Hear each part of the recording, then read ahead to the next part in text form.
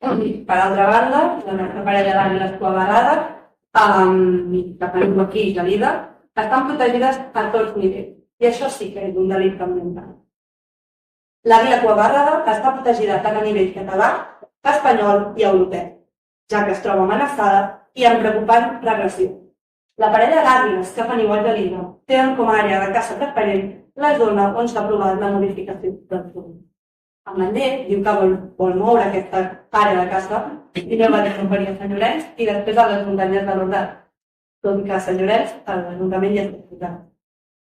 En cas que fos possible aquest desplomament de l'àrea de caça, que creiem que és molt complicat que això passi, això requerirà 1 o 2 anys perquè això passi i a més després de posterior verificació.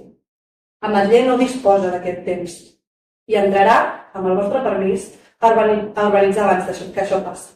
I aquí és on hi ha el delicte ambiental.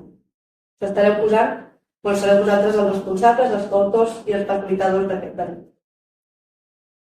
És important saber que la presència d'aquestes àguiles és un bioindicador de la bona qualitat ambiental del nostre entorn. El conjunt de connectors ecològics de Gelida li faciliten l'accés a les preses per la seva alimentació en època de pic.